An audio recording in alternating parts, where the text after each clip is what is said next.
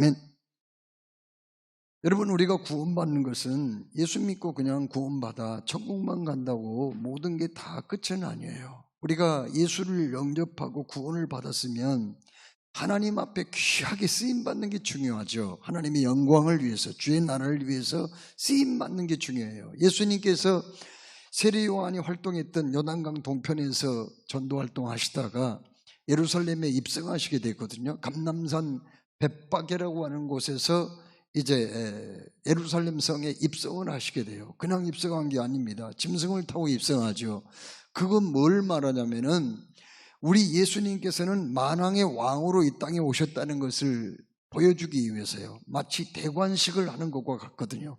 왕의 즉위식인 대관식을 하기 위해서 예루살렘 성에 입성을 하시는데, 예수님께서 제자들을 불러가지고 두 명의 제자에게 너희들은 건너편 마을로 가라. 거기에 매어있는 나귀와 나귀 새끼가 있을 거다. 그것을 끌고 오너라. 만일 누가 뭐라고 하거든 주께서 쓰시고 싶어서 주께서 쓰시겠다 하라, 이렇게 말하라고 그랬거든요. 진짜 갔더니 매여져 있었어요. 그걸 가지고 오려고 그러니까 주인이 왜 남의 것을 가져가냐고 그렇게 말할 거 아니에요.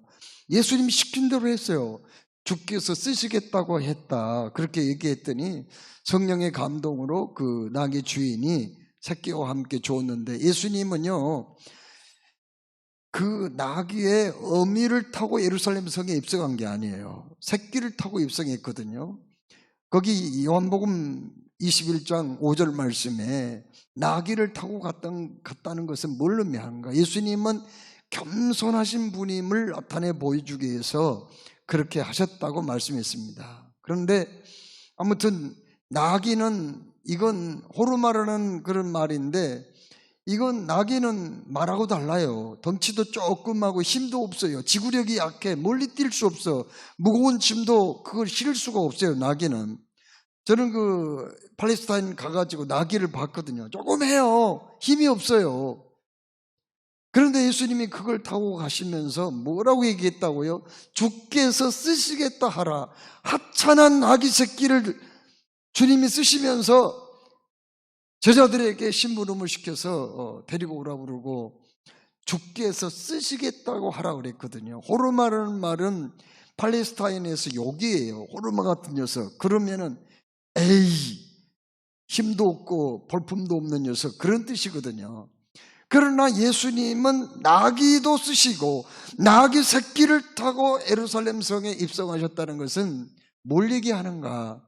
오늘날 예수를 우리가 믿게 하고 성령으로 거듭나서 하나님의 자녀가 되면은 그것으로 끝난 게 아니고 이제 그날 천국 가도 된다는 그런 의미가 아니라 한평생 이 생명 다하는 날까지 하나님의 영광을 위하여, 주의 거룩하신 일을 위하여 하나님의 나라를 세우는 일에 귀하게 쓰임받기를 원한다고 하는 거거든요. 오늘 우리가 봉독한 말씀 가운데 누가 등장해요? 하나님이 귀하게 쓰신 사람, 누가 등장합니까? 바로 하나님께서 귀하게 쓰신 아볼로라는 사람이 등장해요. 아볼로가 이제 고린도에 가가지고 얼마나 귀하게 쓰임받는지 몰라요. 그 당시에 고린도는 아주 시끄러운 도시였어요. 아이고, 얼마나 그냥 유대인들이 거기에 와가지고 그 아가야의 수도가 고린도 아닙니까? 거기에 와가지고 예수 믿는 사람들을 그렇게 괴롭힌 거예요. 유대인들이요. 같은 동족이면서도 자기들은 율법을 지켜야 구원받는다고 하는데 예수만 믿어야 구원받는다, 이게 말이 안 맞거든. 그래서 이 사람들이 복음 전파하던 바울을 얼마나 괴롭혔는지 몰라요. 그래서 하다 안 되니까는 안 되겠다 싶어가지고 바울이 그곳을 떠나면서 바로 너희들의 피가 너희들에게 돌아가기를 바란다. 너희 피가 너희 머리로 돌아갈 것이요 이후에는 내가 이방인으로 가리라, 이렇게까지 말했거든요. 그런데 그렇게 복잡하고 정말 그 복음 전파하는데 거역했던 유대인들이 있었던 그곳에 누가 들어가느냐? 바로 아볼로라는 사람이 들어가요. 아볼로라는 사람이 들어가서 복음 전파하는데 얼마나 능력 있게 복음을 전했는지 몰라요. 바울은 감당하지 못했는데 바울이야말로 기독교 역사 가운데 가장 위대한 인물이잖아요. 그런데 바울도 거기에서 환영받지 못하고 쫓겨났는데 아볼로가 들어가서 오늘 여기 성경을 읽어보니까 우리가 읽은 말씀 가운데 그가 유대인들과 변론을 해서 참으로 그들을 이겼다, 그렇게 변증가로서 능력을 발휘해서 결국 기독교 복음을 그들에게 잘 설명하고 그들을 꼼짝 못하게 논리적으로 압도했다, 그런 말씀이 오늘 우리가 읽은 말씀에 기록이 되어 있습니다. 아볼로가 그렇게 귀하게 쓰임을 받았던 것은 어디서부터 시작되는가? 바로 예배소라고 하는 곳에서 중요한 만남이 있었거든요.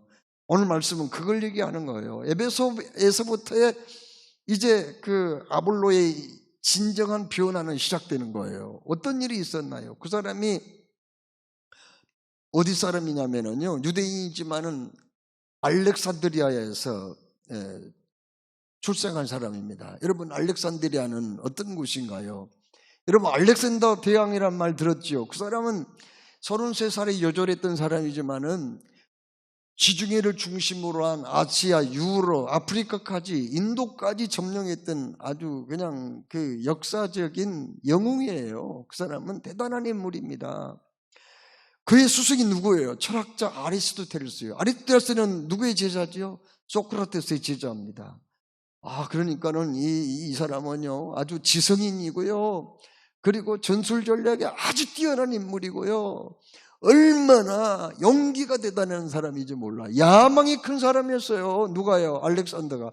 그런데 알렉산더가 주전 BC 332년에 아프리카를 점령을 하러 들어가 가지고 이집트를 먼저 빼앗았어요. 이집트에다가 자기 이름을 기념해서 도시를 세웠거든요. 그게 바로 알렉산드리아예요. 알렉산드리아는 육로와 해로가 쫙 뚫려가지고 사람들이 많이 몰려들었습니다. 헬라 사람들도 거기에 살고 로마 사람들, 유대인들, 거기에 굉장히 그냥 다국적 사람들이 많이 거기 몰려와 살았어요. 거기는 이집트에서도요 굉장한 도시였습니다. 그래서 거기에 학교도 대학도 많이 있고요, 도서관이 있는데 도서관 장서만 해도 한 50만에서 60만 권 정도 그 당시에 있을 정도로 대단한 도시였어요. 학문이 발달하고 거기 잘 사는 동네였거든요. 문화가 발달한 곳이었어요. 바로 알렉산더가 자기 이름을 기념해서 세운 도시가 바로 알렉산드리아거든요.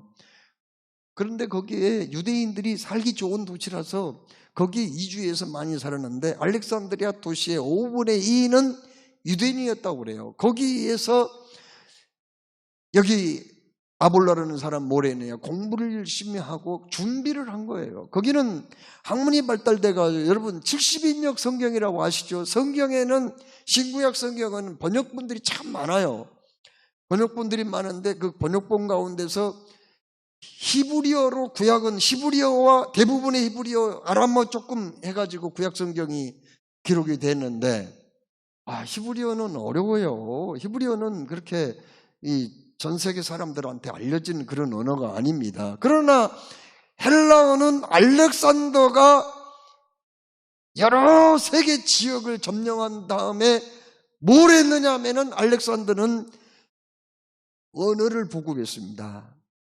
자기가 지배하려면 언어가 통해야 되기 때문에. 그래서 코인의 헬라어를 보급을 했거든요. 그래서 그 당시에는, 요즘은 영어만 잘해도 어느 정도 통하잖아요. 그런데 그 당시에는 헬라어만 하면 어느 정도 다 통하거든요.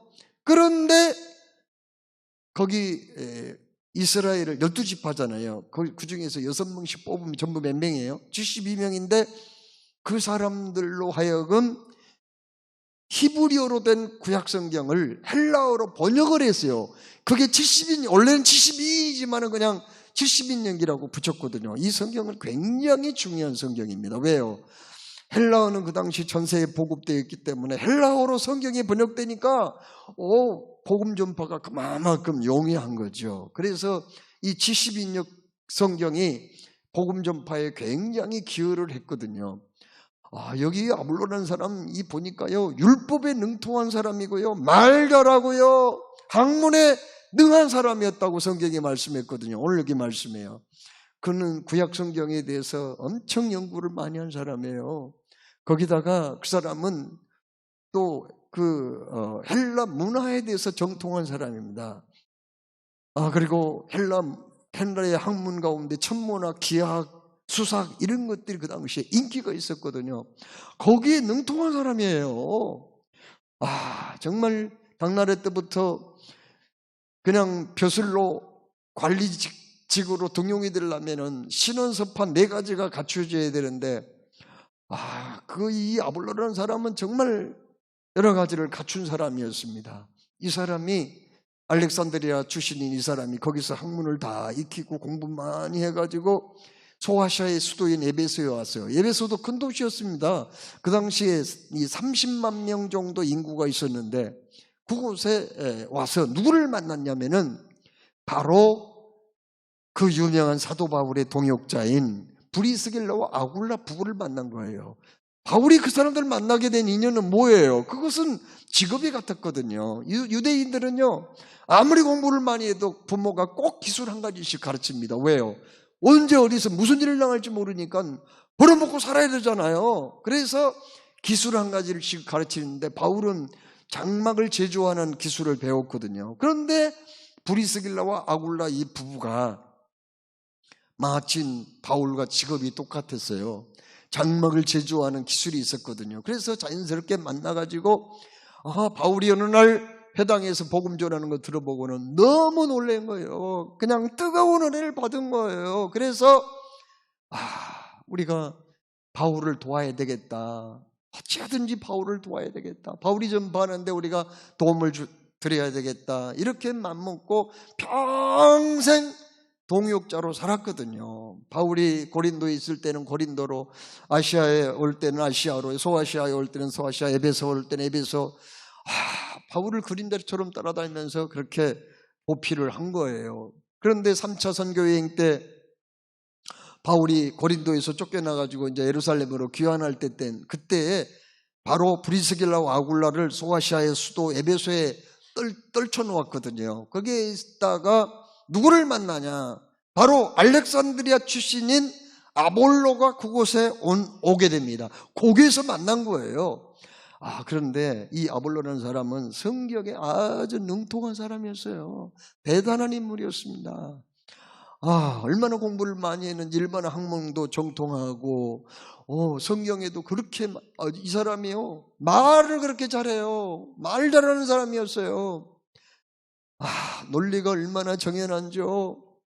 사람들이 정신없이 그냥 아볼로가 회당에서 지금 하나님 말씀을 가르치는데 아주 그냥 귀를 그리면서 집중하면서 들었던 거죠. 자, 그런데 여러분, 당나라 때부터 사람이 귀하게 쓰임 받으려면 신원섭한 그냥 먼저 외모가 뛰어나야 되고 말도 잘해야 되고 또 글도 잘 써야 되고 판단력도 뛰어나야 되는데, 영적으로 하나님 앞에 귀하게 쓰임 받으려면 뭘 갖춰야 되는지 아세요? 딱 3가지가 있어야 되는데 그게 뭐냐?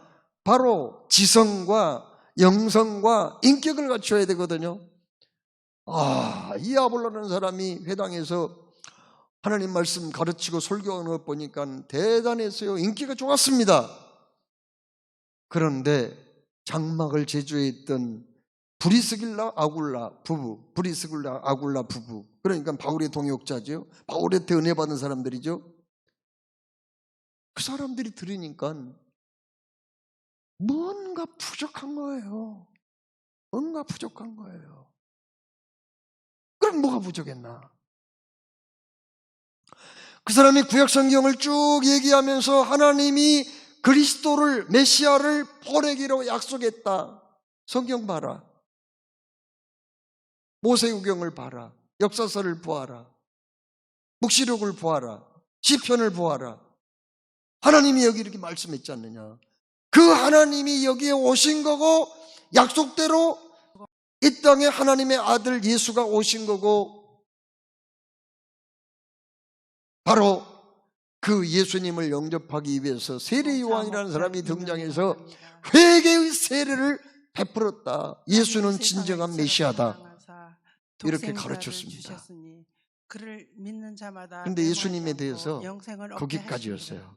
하나님께서는 거기까지만 가르친 거예요. 영생이라는 아니, 그 이상은 나갈 수가 없었어요. 왜요? 영생은 그 이상의 말씀은 몰랐거든요. 혹은 그래서 돈을 브리스길라와 아굴라 부부가 보니까 부족했다는 거죠. 그래서 부족했다는 사랑으로 받을 수 있는 것이고, 그래서 어떻게 했나? 우리를 위하여 십자가에 못 박히신 그 부부가 귓속말로 대화를 하는 거예요. 야, 몰랐는 사람, 알렉산드리아 출신 아볼로 사람, 이런 대단한 사람이다.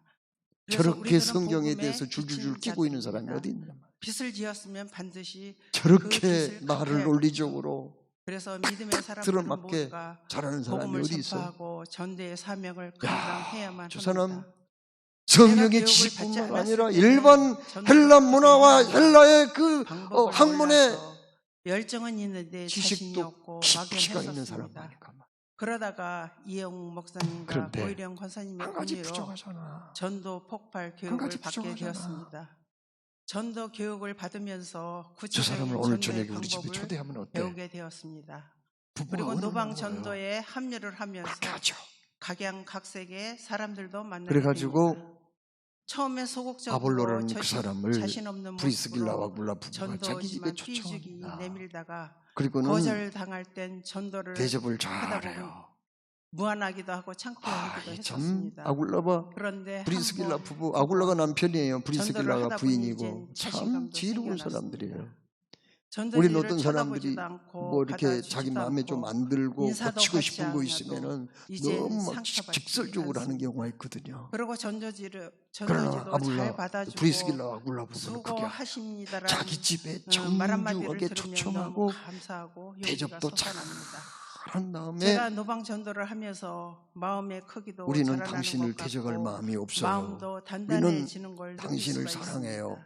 이젠 당신 사람들의 편이에요. 우리는 동역자잖아요. 우리는 같은 길을 가는 사람들이잖아요. 상대방의 성향도 동료의식, 동질감을 심어준 다음에 그들이 하고 싶은 얘기를 사랑과 이해와 배려로 교회 안에서도 이런 어떤 그 풍토가 대인관계가 굉장히 중요하거든요. 인내가 필요하다는 것도 느끼게 되었습니다. 저는 제 영업을 하고 있습니다. 제 영업장이 브리스길라 아굴라 부부가 그렇게 아볼로에게 대하니까 아볼로는 이 부부가 나한테 적대심은 없구나, 이걸 먼저 생각하고 자기의 마음을 편안하게 내려놓았어요. 그런데 그때부터 브리스길라와 아굴라 부부가 본격적으로 복음에 대한 설명을 하는 거예요. 어떤 설명이요? 구약에서부터 세례 요한까지, 세례 요한의 세례까지 끝났잖아요. 사실 세례 요한은 구약 사람이에요. 마지막 선지자잖아요. 마지막. 이제는 신약으로 가야 되잖아요. 그래서 브리스길라와 아굴라 부부가 뭘 설명했느냐? 세례 요한이 했던 말씀을 기억하지 못하니까 이런 얘기를 하면서 세례 요한이 이런 말씀했어요. 내 뒤에 오시는 그리스도에 대해서 분명히 가르치기를, 나는 너희로 회개케 하기 위하여 물로 세례를 주거니와 내 뒤에 오시는 이는 나보다 능력이 많으시니 나는 그의 신을 들기도 감당치 못하겠노라. 그는 성령과 불로 너희에게 세례를 주실 것이요 손에 키를 들고 자기의 타작마당을 정하게 하사 알곡은 모아 곡간에 들이고 죽정이는 꺼지지 않는 불에 태우시리라. 이렇게 말씀했지 않습니까? 세례요한의 세례는 예수님을 소개하는 세례입니다. 회개하고 예수님께 돌아오게 하는 세례예요. 자, 그러면 예수님부터 다시 우리 시작합시다 하면서 설명을 하는 거예요. 예수님의 고난의 의미는 무엇인가? 십자가의 죽음은 뭘 의미하는가? 그리고 예수님이 부활하신 후에, 그리고 성령님의 강림과 예수님의 승천하셔서 뭐 하러 거기 가셨나? 승천하셔서 뭐 하러 가셨나? 그 다음에 승천하실 때 성천하신 이후에 이 땅에 재림하실 때까지 거기서 뭘 하고 계시는가 지금 뭘 하고 계시냔 말이에요. 지나긴 2000년 세월 동안 뭘 하고 계셔 도대체 예수님이. 그리고 예수님이 이 땅에 오실 때 무슨 목적으로 오시며 어떤 모습으로 재림하실 건가, 그리고 이 땅에 재림하셔서 하실 일은 뭔가, 그 다음에 심판 그리고 구원은 어떻게 완성할 것인가, 그 이후에 이 영적인 세계는 어떻게 전개될 것인가, 이런 것들을 설명을 해준 거예요. 예수 믿으면 구원받아요. 그것이 끝이라면 진리가 얼마나 단편적이에요. 그러나 우리는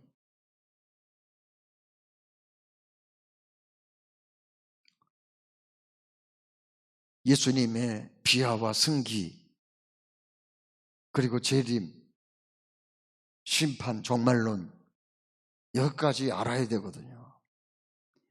성경의 그 진리의 말씀을 샅샅이 정리를 해두어야 된단 말이에요. 어떤 이단, 어떤 나쁜 사람이 나를 넘어뜨리려고 해도 이겨줄 수 있는 진리의 무장이 필요하거든요. 그런데 아볼로라는 사람은 그게 준비가 안 된 거예요. 그래서 지금 브리스길라와 아굴라 집에서 아볼로가 몇 시간을 머물렀는지 몰라도 아마 밤을 새우는지도 몰라요. 얼마나 은혜를 많이 받았는지 모릅니다.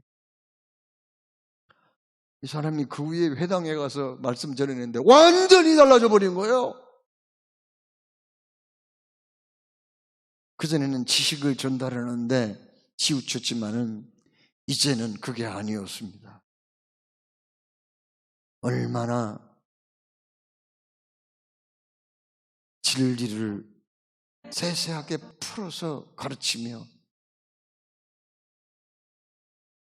구약의 말씀과 예수님 이후 그리고 마지막 때까지의 진리를 꽤 맞춰서 설명하니까 사람들이 얼마나 감동을 받았는지 몰라요. 나중에요, 그 사람이 고린도로 가기로 자처했습니다. 바울도 거기서 쫓겨났다니까요. 바울도 그렇게 문제 많은 교회예요. 브리스길라 아굴라 부부가 고린도에서 머물렀었기 때문에 고린도 교회의 성도들은 잘 알거든요. 사실은 그 유대인들 있죠. 유대인들, 거기에 고린도에 살고 있는 유대인들이 핍박을 해서 바울이 제대로 복음 전파를 못했는데 그 고린도 교회에 추천서를 써준 거예요. 브리스길라 아굴라 부부가. 그래서 거기 가가지고 얼마나 은혜를 끼쳤는지 몰라요. 고린도를 완전히 뒤집어 버렸어요. 고린도는 지금 그리스에 있는 도시입니다. 지금도 있어요. 저기 가봤더니 야, 옛날 2000년 전의 흔적이 지금도 남아있더라고요. 엄청나요. 고린도 옛날부터 국제도시였거든요. 항구도시며 국제도시였어요. 엄청나요. 거기에서 여기 아볼로가 굉장한 공을 세우게 되었다 하는 것을 성경은 말씀하고 있거든요. 자, 여러분,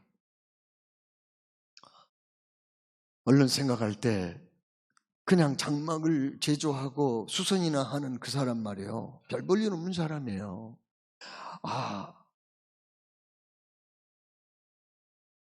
브리스길라와 아굴라 부부는 이 아볼로하고 비교하면은요, 사실 비교가 안 된 사람이에요.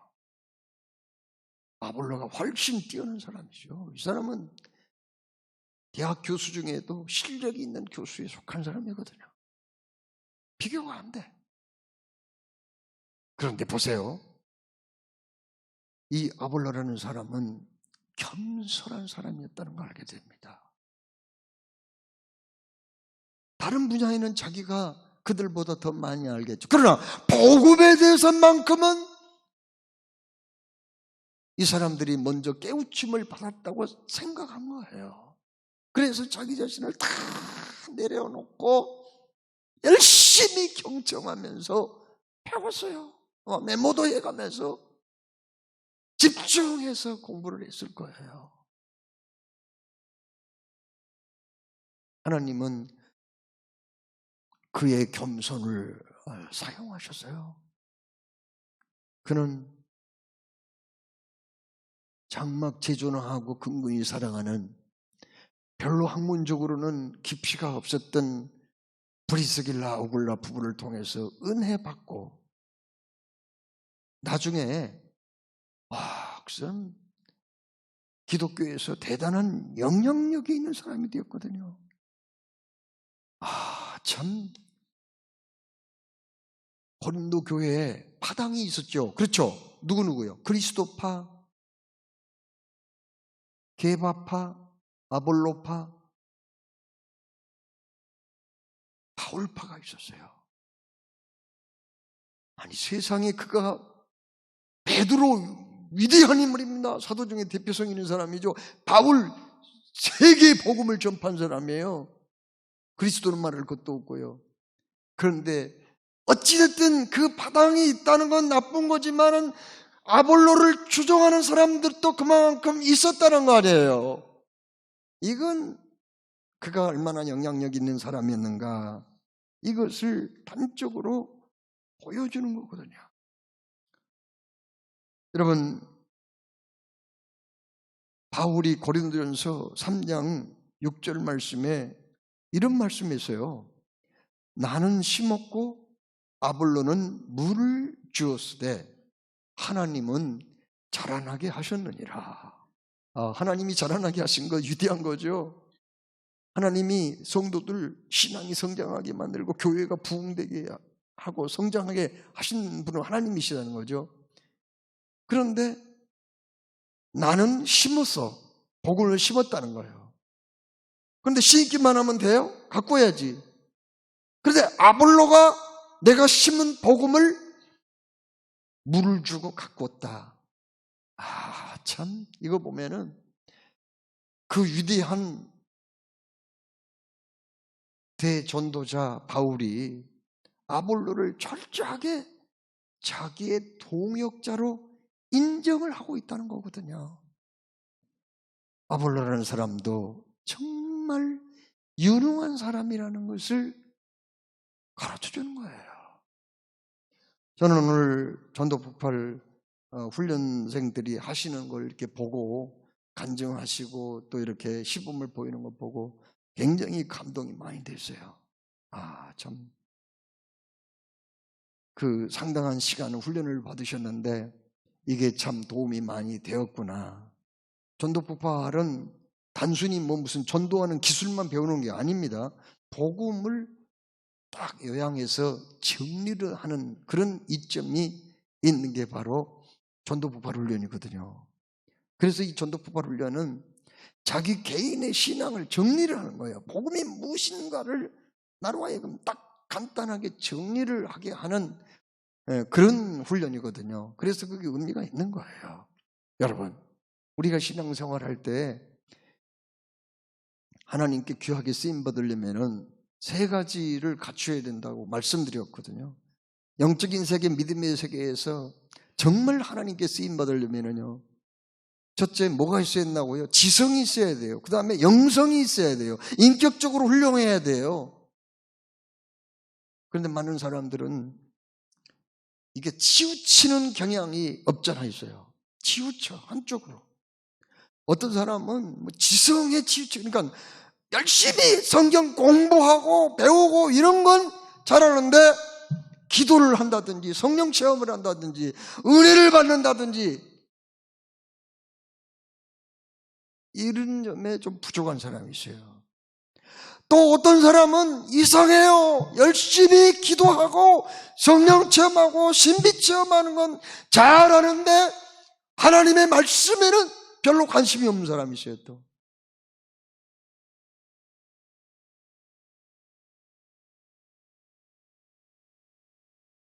성령 받고 은혜 체험하는 걸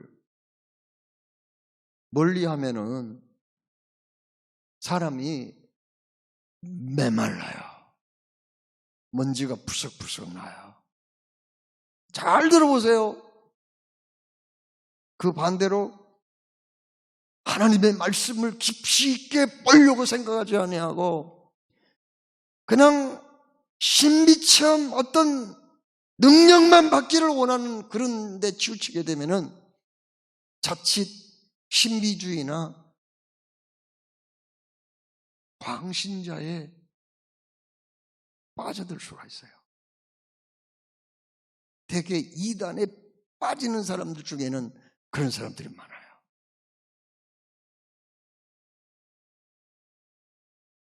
오늘 말씀 믿고자 합니다. 우리가 기도해야 할 것은 뭐냐면 하나님, 나로 하여금 균형 잡힌 신앙생활을 하게 해주십시오. 그래서 주님이 말씀하신 대로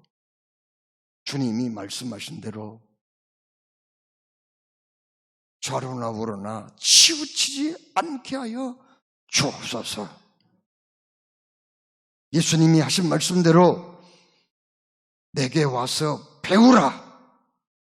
디모데후서 3장 13절에 말씀하신 대로 너는 배우고 확실한 일에 거하라. 이 말씀대로 신앙생활 하심으로 하나님이 쓰시기에 불편함이 없는 도구가 되시기를 주의 이름으로 축원합니다.